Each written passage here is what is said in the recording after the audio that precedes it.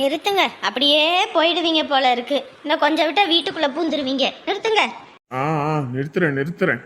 என் அந்தஸ்துக்கும் என் வசதிக்கும் இவ வீட்டு வாசப்படியிலலாம் காலை மிதிக்கணுன்ற அவசியமே கிடையாது. நான் பெத்ததுனால இப்ப என் தலையெழுத்த பாருங்க, எங்க வந்து நான் நிக்கிறேன்னு. என்ன பேசிக்கிட்டு இருக்க தங்கம்?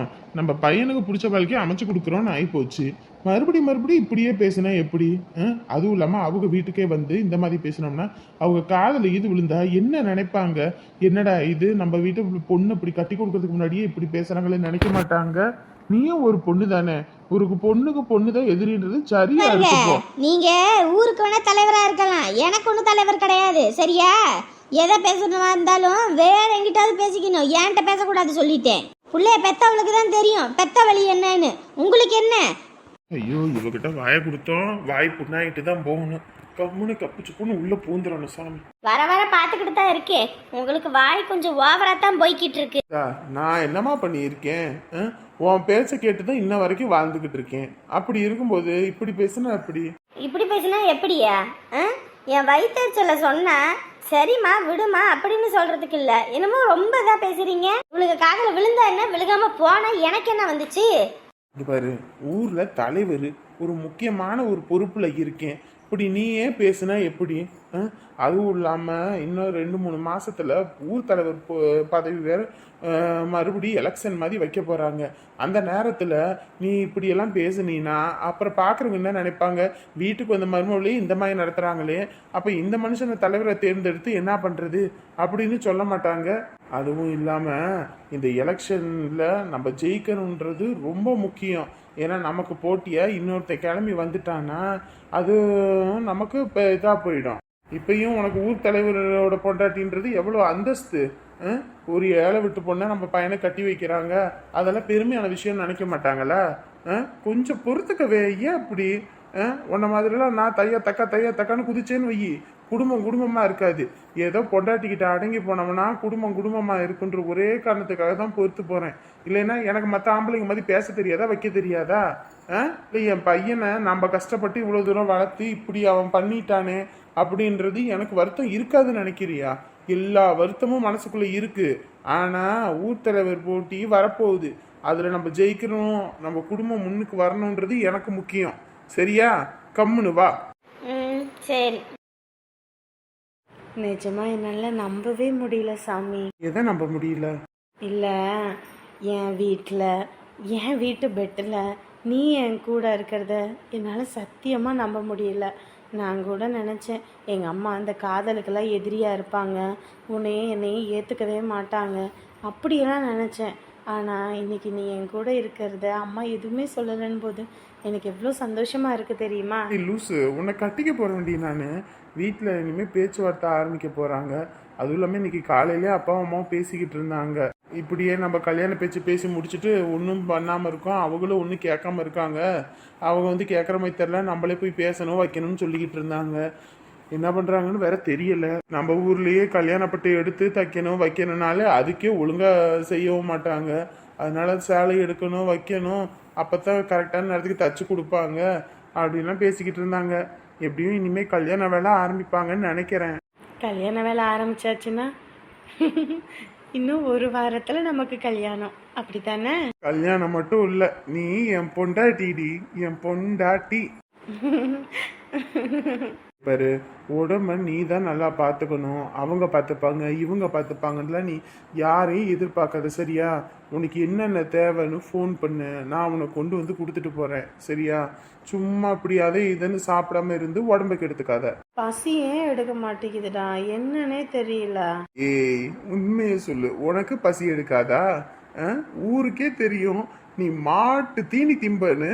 அப்படி இருக்கும்போது உனக்கு பசி எடுக்கலையா? பாத்தியா, கிண்டல் பண்ற பாத்தியா? சாரிடி, சாரி, வேணும்னு பண்ணல, சும்மா அப்படியே ஒரு ஃப்ளோல வந்துருச்சு. நல்லாதான் ஃப்ளோல வருது, ரொம்ப பண்ணாத போ சாமி. ஏய், சும்மாடி சொன்னேன். என் செல்ல குட்டி, என் தங்க குட்டி, என் பட்டு புள்ளல்ல. ஐயோ, என் கோவக்காரக்கிளிக்கு கோவம் வந்துருச்சு போல இருக்கே. அடியே, கோவத்துல கூட நீ அழகா தான் இருக்க. போ போ சாமி, வெறும் இதுதான் போ. என்ன அமுதா வீட்டில் யாரையும் காணோம்? அக்கா, சரோசாக்கா. அட அமுதா, வா அமுதா, வாங்கப்பா உட்காருங்க. இந்த அமுதா அமுதா எதுக்கு கீழே உட்காந்துக்கிட்டு இருக்க? அதான் சோபா இருக்குல்ல, சோபா மேல உட்காரு. இல்லைக்கா, இருக்கட்டும், நாங்கள் 2 பேரும் இங்கேயே கீழே உட்காந்துக்கிறோம். அப்படிலாம் சொல்லக்கூடாது, மேலே ஏறி உட்காருங்க. தம்பி நீங்களும் மேலே உட்காருங்கப்பா. என்னக்கா, எதுவும் சாப்பிட்டீங்களா இல்லையா? ஆ சாப்பிட்டேம்மா. இந்த சிம்ரன் தான் சாப்பாடு அது இதுன்னு கொண்டு வந்தேன், அதான் சாப்பிட்டேன். அதான் நீங்கள் என்ன பண்ணுறீங்களோ ஏது பண்ணுறீங்களோன்னு சொல்லிட்டு தான் தெரியலேன்னு தான் ஒரு எட்டு பார்த்துட்டு போவோன்னு ஒடியாந்தேங்க்கா. ஊருக்கு போகலையாம்மா நீங்க? இல்லைக்கா, தங்கச்சிக்கு வேற கல்யாணம் வச்சிருக்கு, அதனால அம்மா வேற யாருமே இல்லை, நான் ஒத்தால கிடந்துக்கிட்டு என்ன பண்ண வைக்கன்னு ரொம்ப சிரமப்படுறாங்க. அதான் சரி இருந்து அதை முடிச்சு விட்டு போயிட்டோம்னா கூட பரவாயில்லன்ட்டு தான் 2 பேரும் இருந்துட்டோம். அதுவும் இல்லாமல் உங்களையும் வேற ஒத்தையில் வேற நேற்று விட்டுட்டு போனோமே, என்னாச்சோ ஏதாச்சோன்னு ஒரு மாதிரி ஆகிப்போச்சு, கஷ்டமா. அதான் உங்களை வந்து பார்த்துட்டு எதுவும் இல்லைன்னா செஞ்சு கொடுத்துட்டு போவோன்னு வந்தேன். நம்மளுக்கு இங்கே வீடு இருந்தால் கூட செஞ்சு எடுத்துகிட்டு வருவேன்க்கா, அங்கே வீட்டிலேருந்து செஞ்சு எடுத்துகிட்டு வந்தால் அம்மா எதுவும் நினச்சிக்கொண்டு தான் எடுத்துகிட்டு வரல. நீங்கள் எதுவும் தப்பாக எடுத்துக்காதீங்கக்கா. ஐயோ அமுதா, நான் ஒன்றும் தப்பாகவே எடுத்துக்கலம்மா. முதல்ல தான் அந்த மனுஷன் இருக்கும்போது யார் நல்லவங்க யார் கெட்டவங்கன்னு தெரியாமல் நான் பாட்டுக்கு வாய்க்கு வந்தபடி எல்லாத்தையும் வாயில் போட்டேன். இன்னைக்கு எல்லாரும் வந்தாங்க, இந்த எல்லாம் முடிச்சு அப்படியே போயிட்டாங்க. நீங்கள் மட்டும்தான் வந்துட்டு போகிறீங்க. இந்த சிம்ரனாக இருக்கட்டும் உனக்கா இருக்கட்டும், நான் என்னத்தை நல்லது பண்ணிவிட்டேன்? எப்போ பார்த்தாலும் சண்டை தான் போடுவேன், கருக்கி தான் எடுப்பேன்.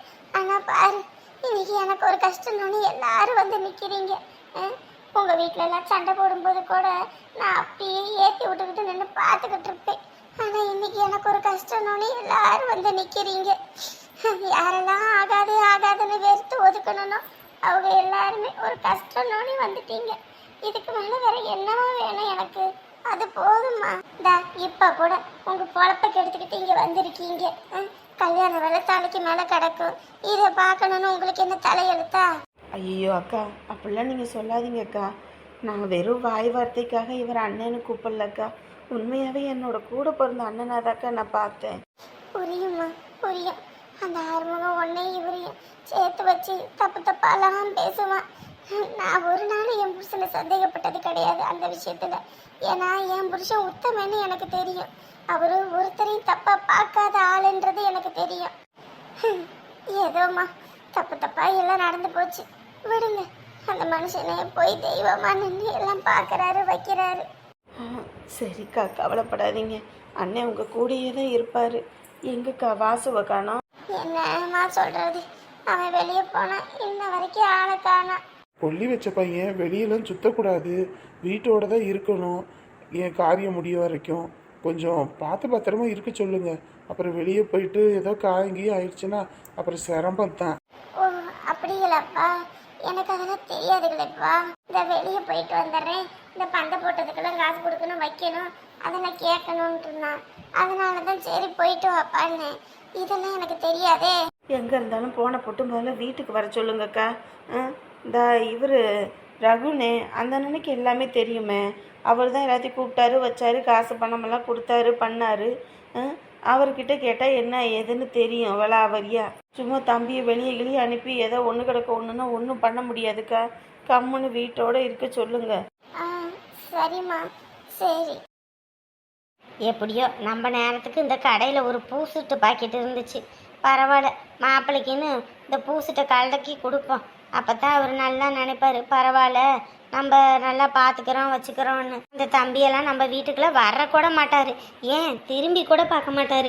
அப்படியாப்பட்ட மனுஷன் இன்னைக்கு நம்ம வீட்டில் நம்ம பிள்ளைக்கு வசனம் பாரு உடம்பு சரியில்லைன்னு ஓடி வாராரு. இப்படியாப்பட்ட மாப்பிள்ளை எங்கே கிடைக்கும்? நிறக்குடம் தழும்பாது குறைக்குடம் கூத்தாடுன்னு சரியால இருக்கு. அம்புட்டு எல்லாம் இருந்த பையனால பாரு இன்னமும் என் பிள்ளைய கட்டிப்பேன்னு ஒரு நிலைய நின்று கட்டிக்கிறாருல்ல. இந்தா சாந்தா, யாரு? ஐயோ என்னது தங்கம், தங்கம் இங்கே வந்தா? ஐயோ மாப்பிள்ளை வேற வீட்டில் இருக்காரு. பார்த்தீங்களா, வந்தவங்களை வாங்கன்னு ஒரு வார்த்தை கூப்பிட்டாலா, ஏதோ திருடனுக்கு தேல் கொட்டின மாதிரி எப்படி திருட்டு மொழி முடிச்சுக்கிட்டு இருக்கான்னு. என்ன தங்கம், வந்தவங்களை வான்னு கூட கூப்பிட மாட்டேங்கிற, அந்த அளவுக்கு இருக்குதோ? ஐயோ அங்கே வாங்க, ஐயோ வாங்க வாங்க, உங்களை கூப்பிடாம வேற யாரை நான் கூப்பிட போறேன். உட்காருங்க உட்காருங்க. என்ன போ உட்கார்றதுக்கு ஒரு சேரு ஒரு சோபா எதுவுமே இல்லை. அது நம்ம இது எப்பயுமே இந்த மொட்டத்துலேயே உக்காந்துக்குவோம். அதான் ஒரு சோபா செட்டு இல்லை, ஒரு கட்டில் கிட்டில் எதுவுமே இல்லை. இப்படித்தான் எல்லாம் உட்காருவீங்களோ? சே இங்கே பாரு, நம்ம வீட்டில் இருக்கு, இவங்க வீட்டில் எதுவும் இல்லைன்னு தெரியும்ல, கம்மனு இரு. அதை இதுன்னு சொல்லிக்கிட்டு இருக்காம. இருங்க, நான் உள்ள போய் பாய் எது எடுத்துட்டு வந்துடுறேன். வேண்டாம் வேண்டாம், அதெல்லாம் ஒன்றும் வேண்டாம். இந்த ஓடின்னு வந்துடுறேன். தம்பி இங்க பாருங்க. ஷோ, எங்கள் அம்மா வேற சிவபூஜையில் கரடி மாதிரி வந்துக்கிட்டு. என்னம்மா? ஐயோ, உங்க அப்பாவும் உங்க அம்மா வந்திருக்காங்க தம்பி. ஐயோ, என்னமோ சொல்ற? எங்க அத்தையும் மாமாவும் வந்திருக்காங்களா? ஐயோ ஐயோ ஐயோ, இப்போ என்னம்மா பண்றது? ஐயோ, எனக்குமே கையும் ஓடல காலும் ஓடல. உள்ள வாரேன், கால் எடுத்து வைக்கிறதுக்குள்ள உங்க அப்பா விரிட்டுன்னு வந்துட்டாங்க. எனக்கு உயிரே இல்லை. எப்படியும் நீங்க 2 பேரும் ரூம்குள்ள இருந்தீங்க, வெளியே வந்திருந்தீங்க. இன்னைக்கு அம்புட்டு தான் சோழி மொத்தமா முடிஞ்சிருக்கும். அம்மா அப்பாவும் சொல்லிக்கிட்டு தான் இருந்தாங்க, வீட்டுக்கு நீங்க போகணும், கல்யாண விஷயம் பேசணும்னு. அதனால எதுவும் வந்திருப்பாங்களோ என்னமோ தெரியலையே. அதான் தம்பி, எனக்குமே ரொம்ப பதட்டமா இருக்கு. தயவு செஞ்சு சொல்றேன், 2 பேரும் வெளியே வந்துடாதீங்க. வந்தீங்க அவ்வளவுதான், இன்னைக்கு நம்ம மாட்டணும். என்னை உரிச்சு உப்பு கண்ணை போட்டுருவா. இது கல்யாணமே வேணாம், உங்க அத்தாக்காரி நிறுத்தி போடுவா. தம்பி தயவு செஞ்சு வந்துடாதீங்கப்பா, தயவு செஞ்சு வந்துடாதீங்க. ஆனாலும் அந்த காலத்து வீடு நல்லா இருக்குல்லங்க. ஆமாம்மா, இந்த வீட்டிலலாம் அப்படி இருக்கும். நான் சின்ன பிள்ளையா இருக்கும்போது இங்கெல்லாம் விளையாட்டுக்கு வருவேன், அப்படியே சும்மா குழுன்னு இருக்கும். சரி, வீடெல்லாம் கொஞ்சம் நீட்டாக தான் வச்சுருக்காங்க. பண்ட மாத்திரம் எதுவும் இல்லைனாலும். சரி, அப்படியே என்ன எது இருக்குன்னு போய் பார்த்துட்டு வரேன். எதுவும் நினைச்சிட போறாங்க, உட்காரு. என்னத்தை நினைக்க போறாங்க? இந்த வீட்டில் என்னத்தை இருக்கு? நம்ம என்ன தூக்கிட்டா போறோம்? நம்ம வீட்டில் இல்லாததான் இந்த வீட்டில் இருக்க போகுது. எல்லாம் எப்படி இருக்குன்னு ஒரு எட்டு பார்க்குறேன், அவ்வளோதான். பரவாயில்ல, இல்லாத பட்டமெல்லாம் இருந்தாலும் வீடெல்லாம் நல்லா நீட்டாக வச்சுருக்காங்க. எல்லாம் பெட்ஷீட் தலைவாணியெல்லாம் மடித்து வச்சு அதெல்லாம் சூப்பராக இருக்குது. இங்கே பாருங்க, கதவை மட்டும் திறந்துடாதீங்க, அப்படியே பூட்டினபடி இருந்துக்கங்க, சரியா? அம்மா பயமா இருக்குமா? ஏற்கனவே எங்க அத்தைக்கு இதெல்லாம் சுத்தமா பிடிக்காது.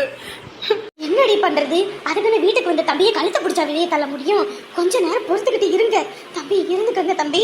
வெளியே வந்துடாதீங்க தம்பி, நான் கதவை தட்டி கூப்பிட்டா மட்டும் வெளியே வாங்க. பரவாயில்லைங்க, வீடெல்லாம் நல்லா நீட்டாக கட்டியிருக்காங்க. அந்த காலத்துலேயே எப்படி யோசிச்சு கட்டியிருக்காங்க பாருங்க. நம்ம ஊர்லலாம் இந்த மாதிரி இப்போ வீடு கட்டினாங்கன்னு வச்சுக்கோங்களேன், இந்த பலகையெல்லாம் அரிச்சிரும். இந்த பலகையை இன்னும் அரிக்காம அப்படியே இருக்கு பாருங்க. அந்த காலத்து வேப்ப மரத்து கட்டமா?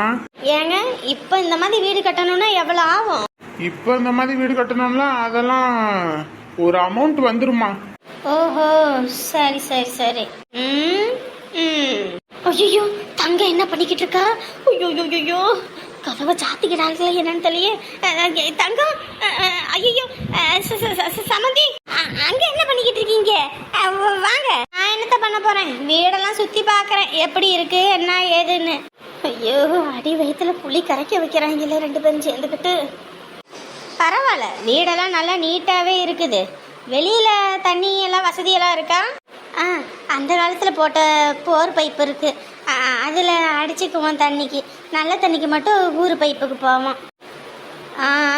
சரி சரி, வாங்க உட்காருங்க, வாங்க. அம்மா உட்காந்துட்டா, கொஞ்ச நேரத்தில் உயிர் போய் உயிர் வந்துருச்சுப்போ. சும்மா திக்குன்னு இருந்துருச்சு. ஐயோ பயமா இருக்கு, அத்தைக்கு மட்டும் மாட்டணும் அவ்வளோதான். அப்புறம் இது கல்யாணத்தை பற்றி வச்சுக்கலான்னு பேசினது தான். அதுக்கப்புறம் ஒரு முடிவும் பெருசாக எடுக்கலை. அதான் என்ன பண்ணுறதா முடிவில் இருக்கீங்க, என்ன ஏதுன்னு தான் கேட்டுட்டு போகலான்னு வந்தோம். நாங்கள் சொன்னதெல்லாம் ஓகே தானே, சம்மதம் தானே? நாளை பின்ன அது முடியாது இது முடியாதுன்னுலாம் இல்லைல்ல? இல்லைங்க, நீங்கள் சொன்னபடி எல்லா நகையும் போட்டுடுறோம். சொன்ன தேதியிலே கல்யாணத்தை வச்சுக்கலாம். கல்யாண நாளைக்கு முன்னாடி, அது எப்படின்னா பிள்ளைக்கு தாலி கட்டுறதுக்கு முன்னாடி எவ்வளோ பவுன்னு நான் சொன்னனோ அத்தனை பவுனும் எனக்கு எடுத்து வைக்கணும். நான் சொன்ன பணம் பண்ட பாத்திரம் எல்லாம் அதெல்லாம் நான் பார்த்துட்டு தான் கல்யாணத்துக்கு நான் ஓகேவே சொல்லுவேன். அதெல்லாம் நீங்கள் கவலைப்படாதீங்க, அதுக்கெல்லாம் எல்லாம் ஏற்பாடு பண்ணிட்டோம். ஏன் வீட்டில் என்ன அம்பிட்டு பணம் எதுவும் சுரங்க எதுவும் இருக்குதா? தங்க விற்கிற விலைக்கு வாங்க முடியாது. 60 பவுன் போட்டுருவீங்களா? இந்த வீடு அப்புறம் தோட்டந்தொரவு எல்லாத்தையும் விற்றுட்டு தான் போடுறோம். வீடெல்லாம் விற்க போகிறீங்களா? ஏன் கையில் பணம் எதுவும் இல்லையா? இல்லைங்க, அந்த அளவுக்கு இருந்தால் நாங்கள் எதுக்கு இப்படி இருக்கோம்? அது சரி. எனக்கு இந்த வீடு ரொம்ப பிடிச்சிருக்கு. அந்த காலத்து வீடும் கூட. நகை போடுறீங்கல்ல, அதில் ஒரு 25 பவுனா வச்சுக்கோங்க. அதுக்கு பதிலாக இந்த வீடை என் பேரில் எழுதி வச்சுருங்க. வீடா? என்னது, மொத்தமாக விற்கிறோன்னு சொல்லி எழுதி கொடுத்துட்டோம் ஒருத்தருக்கு. எழுதி கொடுத்தா என்ன, இந்த வீடு நல்லா இருக்கு, இந்த மாதிரி வீடெல்லாம் இனிமேல் வாழ்நாளில் கட்டணும்னா கூட அதுக்கு ஒரு பணம் வந்துடும், கோடி கணக்கில் செலவாயிடும். இது நீங்கள் விற்றீங்கனாலும் உங்களுக்கு நஷ்டம்தான். பேசாட்டுக்கு என் பேரில் எழுதி கொடுத்துருங்க, அதுதான் பிரச்சனை இருக்காது. சரி, எழுதி கொடுத்துட்றோம். உங்கள் பையன்கிட்ட எதுவும் கேட்கணுன்னா கூட கேட்டுக்கோங்க. அப்புறமேட்டுக்கு என்னடா அவங்க இப்படி சொல்கிறாங்க அப்படி சொல்கிறாங்கன்னு மாற்றி மாற்றி பேசுகிறாங்கன்னு சொல்லக்கூடாது. இல்லை இல்லை, அதெல்லாம் தெளிவாக நான் பேசி நான் பண்ணிடுறேன். ஏன்னா தங்க விற்கிற விலைக்கு வாங்கவும் உங்களால் முடியாது. ஏன்னா கஷ்டப்படணும், கடன் வாங்கணும். இதுனா உங்களுக்கு ஈஸியாக இருக்கும்ல. சரி சரி. அப்புறம் கல்யாணம் தாலி கட்டுற நேரத்தில் நீங்கள் வீடெல்லாம் காலி பண்ணிடணும், சரிங்களா? அதுக்கப்புறம் இந்த வீடெல்லாம் நான் சுத்தம் பண்ணி அதுக்கு ஏற்றாப்புல நான் ரெடி பண்ணிடுவேன். அதுக்கப்புறம் இந்த வீட்டில் நீங்கள் உரிமை கொண்டாடிக்கிட்டுலாம் இருக்கக்கூடாது. ஐயோ, அப்படியெல்லாம் இல்லை, அந்த மாதிரிலாம் இருக்க மாட்டோம். சரி. அப்புறம் நாளைக்கு பொண்ணுக்கு கல்யாணப்பட்டு எடுக்க போகிறோம். அந்த நேரத்தில் தாலிக்கும் வேற நல்ல நாள் வேற. அதனால தாலிக்கும் செய்கிறதுக்கெல்லாம் கூலி கொடுத்துட்டு எல்லாம் தங்கம் வாங்கி கொடுத்துட்டு வரணும். எல்லாம் பண்ணிடலாம். ஏன்னா கல்யாணத்துக்கு நாளும் ரொம்ப கம்மியாக இருக்குது. அக்கம் பக்கத்தில் உள்ளவங்களுக்கு சொல்லணும், வைக்கணும், பத்திரிக்கை அடிக்கணும். ஏன்னா எப்படின்னா இப்போ நிச்சயம் பண்ணி அப்புறம் அதுக்கு ஒரு செலவு இதுக்கு ஒரு செலவுன்னெலாம் 10 செலவு பண்ணிகிட்டு இருக்க முடியாது. கல்யாண நாளைக்கு முன்னாடி ராத்திரி நிச்சயம் பண்ணிக்குவோம். ஏன்னா சொந்த பந்தம் எல்லாம் இப்போ ஒருக்க வந்துட்டு அப்போ ஒருக்க வந்துட்டு அவங்களுக்கு சிரமம், யாரையும் எந்த சிரமம் படுத்த வேணாம். அதுக்காக தான் இந்த வேலையை முடிச்சுட்டு அடுத்த நாளைக்கு பத்திரிக்கைக்கு யார் யார் பேர் எழுதி கொடுக்கணும் வைக்கணும்னு மொத்தமாக எல்லாம் பண்ணிடுங்க. அதோட பத்திரம் எப்படின்னு பார்த்தா அதையும் ரெடி பண்ணிடுங்க. ஃபுல் அண்ட் ஃபுல் நம்ம எல்லாம் பண்ணிடலாம். எல்லாம் பண்ணிடலாம். எதுக்கும் உங்கள் பையன்கிட்ட ஒரு வார்த்தை கேட்டுக்கோங்க. உங்கள் பையன்கிட்ட கேட்காம நீங்களா முடிவெடுத்துட்டு பின்னாடி உங்கள் வீட்டில் எந்த பிரச்சனையும் வந்துடக்கூடாது. ஐயோ, அதெல்லாம் ஒன்றும் இல்லைங்க தலைவரே. நம்ம வீட்டை பொறுத்த வரைக்கும் நான் சொல்கிறது தான் வேத வாக்கு. அவங்கள எதுவும் சொல்ல மாட்டாங்க. சரி, அப்போ காலையில் நல்ல நேரம் 8 மணிக்கு அந்த நேரத்தில் எல்லாம் போகிற மாதிரி இருக்கும். நாங்கள் வண்டி ஏற்பாடு பண்ணிட்டு வந்துடுவோம். நீங்களும் அதிலே வந்துடலாம், சரியா? சரிங்க. சரி, அப்போ நாங்கள் வரோம். ஐயோ, வந்தவங்களுக்கு ஒரு காப்பி தண்ணி கூட வச்சு கொடுக்கல. உட்காருங்க, நான் அந்த தண்ணி மொந்துட்டு வந்து இந்த காப்பி வச்சு தரேன். இல்லை இல்லை, இருக்கட்டும் இருக்கட்டும். அதை வந்த உடனேயும் மோந்து கொடுத்து காப்பி தண்ணி வச்சு கொடுக்கணும். இப்படி கிளம்புற நேரத்தில் ஏதோ கடமைக்குன்னு சொல்லக்கூடாது. அது எனக்கு சுத்தமாக பிடிக்காது. சாப்பிடுங்க, வாங்க போவோம். அப்பா போயிட்டா சாமி, கொஞ்ச நேரத்தில் பக்கு பக்குன்னு ஆயிடுச்சு. ஐயோ, ஏப்பா அவங்க போயிட்டாங்கப்பா. போயாச்சு. ஐயோ, நிஜமா போயிட்டாங்களா? போனோன்னே தான் வந்தேன். நீங்கள் இதை பற்றியும் கவலைப்படாதீங்க. நாளைக்கு கல்யாணத்துக்கு பட்டு எடுக்கணும், நகை செய்யறதுக்கு போய் நகை கொடுக்கணும். அதுக்கு தான் வந்தாங்க, வேற ஒன்றும் இல்லை, சரியா? ஐயோ அம்மா, போன உயிரை இப்போதாம்மா திரும்ப வந்துச்சு. தம்பி, அதெல்லாம் பயப்படாதீங்கப்பா, ஒன்றும் பிரச்சனை இல்லை, போயிட்டாங்க. எதை பற்றி கவலைப்படாதீங்க. ஐயோ இல்லைங்க, அம்மா இங்கே நான் இருக்கிறத மட்டும் பார்த்துருந்தாங்க. இன்னைக்கு வெடிச்சிருக்கும் பிரச்சனை. அதெல்லாம் ஒன்றும் இல்லைங்க, அதை சமாளித்து அனுப்பிட்டேன்ல, அதெல்லாம் ஒன்றும் தெரிஞ்சுக்காது, விடுங்க. ஏங்க, வீட்டுக்கு வந்தவங்களுக்கு வாங்க உட்காருங்க, ஒரு காப்பி தண்ணி வச்சு கொடுங்க, சாப்பிடுங்க. என்ன இது, என்ன குடும்பம்? வாயிலேருந்து அந்த வார்த்தை வரவே மாட்டேங்குதே. நம்ம வீட்டுக்கெல்லாம் யார் வந்தாலும் தண்ணி மொந்து கொடுத்து ஒரு காப்பி தண்ணி வச்சு கொடுக்கறது தான் வழக்கம். இது என்ன இப்படி இருக்குது? இதெல்லாம் ஒரு பெரிய மனுஷி. யாரு அவங்க தான் சொல்றாங்கல்ல, வயசான ஆளு, உடம்பு கிடம்பு முடியாம இருக்கும். அதான் கல்லு குண்டு மாதிரி தான் இருக்குல்ல, அப்புறம் என்ன உடம்பு முடியாம போறது? எங்க போய்கிட்டு இருக்கவ? வீட்டுக்கு கிளம்புற நேரத்துல இல்ல, இந்த இடத்துல நல்ல இவ்வளோ பெரிய இடம், இதுலயே ஒரு வீடு கட்டி விடலாம் போல இருக்கு. இப்ப நீ கிளம்பல, வீடு கட்டி ஒண்ணு வீடு சுத்தி பாத்துக்கிட்டு இருக்கிய நீயே? அட இல்லங்க, வா வா, மணி ஆயிடுச்சு, போவோம். போவோம் போவோம். இது என்ன, நம்ம பையனோட செருப்பு மாதிரியே இருக்கு. என்ன, வீட்டுக்கு போறோமா இல்லையா? அப்படியே கீழே குமிச்சுக்கிட்டு இருக்கவ? இல்ல, இந்த செருப்பை பார்த்தா நம்ம பையனோட செருப்பு மாதிரியே இருக்கு. அதான் இங்க பாரு, இந்த மாதிரி எத்தனையோ செருப்பு இருக்கு. இந்த மாதிரிக்கு தான் நானும் போன மாசத்துல ஒரு செருப்பு போட்டிருந்தேன், அதை பிஞ்சு போய் தான் இப்போ ஒரு செருப்பு வாங்கியிருக்கேன். அதுவும் இல்லாமல் அவங்க மாப்பிள்ளை வேற ஊர்லேருந்து வந்திருக்கா அப்படி அவரோட செருப்பா கூட இருக்கும். ஏங்க எனக்கு தெரியாதா என் பிள்ளைக்கு நான் செருப்பு வாங்கி கொடுத்தது? இது என் பிள்ளையோட செருப்பு தான். என்னடி பைத்தியக்காரிமே பேசிக்கிட்டு இருக்க? நம்ம இன்ன வரைக்கும் உள்ளதான் இருந்தோம். நம்ம பையன் இருந்தா நமக்கு என்ன தெரிஞ்சிருக்காதா? இன்னத்துக்கும் நீ வீடெல்லாம் போய் சுத்தி பார்க்கத்தான் செஞ்ச. அவன் இருந்தா தெரியாதா? என்ன பேச்சு பேசிக்கிட்டு இருக்க? மஞ்ச காமலக்காரனுக்கு எதை பார்த்தாலும் மஞ்சளா தெரியுமாமா அப்படின்னு தான் இருக்குது உன்னோட புத்தி. எதை எடுத்தாலும் சந்தேகப்பட்டா எப்படி? அவங்க மாப்பிள்ளையோட செருப்பா கூட இருக்கும். நீ பாட்டுக்கு குண்டக்க மண்டக்க எதையோ யோசிச்சு அப்புறம் அவங்க எதுவும் நம்மள தப்பா எடுத்துக்க போறாங்க. வா முதல்ல வண்டியில ஏறி கிளம்புவோம். இது என் பிள்ளையோட செருப்பு தான். நானும் அவனும் போய் தான் இதை எடுத்துக்கிட்டு வந்தோம். எனக்கு நல்லா ஞாபகம் இருக்குது. இந்த ஆள் இப்படி சொல்கிறாரு. சரி பார்ப்போம்.